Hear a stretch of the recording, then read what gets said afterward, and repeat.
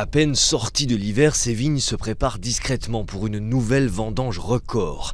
À 2 heures de route au sud de Madrid, la coopérative Jesús del Perdón, qui réunit près de 700 professionnels, a produit presque 90 millions de kilos de raisins en 2013, contre à peine 60 en 2012.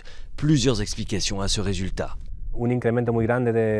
Une forte augmentation de la superficie, donc un plus grand nombre de pieds de vigne, mais aussi plus de kilos de raisins par pied, en raison surtout des pluies que nous avons eues cet hiver, des pluies beaucoup plus importantes que la moyenne annuelle.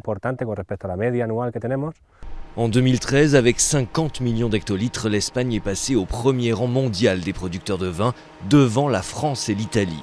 Une évolution somme toute logique. Le pays possède le plus grand vignoble de la planète, près d'1 million d'hectares. Mais pour y parvenir, les professionnels n'ont pas ménagé leurs efforts.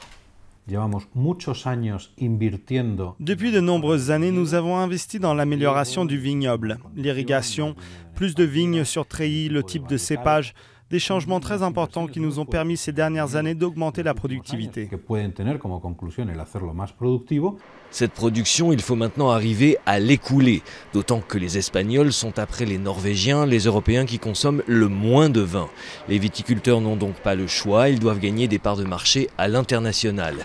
Les exportations ont déjà beaucoup progressé. Depuis 2 ans, elles représentent le double de la consommation intérieure. Mais tout reste à faire. Nous avons la quantité, nous avons la qualité, nous avons les prix. Qu'est-ce qu'il nous manque? Des structures commerciales et de marketing pour le faire savoir dans le monde. Nous avons beaucoup de monde sur la production et peu sur le commercial. Ça devrait être l'inverse. Faire connaître le vin espagnol dans le monde et améliorer son image par rapport aux grands noms français ou italiens pour pouvoir vendre plus et plus cher. L'enjeu est bien là. Le secteur viticole voudrait surtout transformer sa production record en bénéfice record.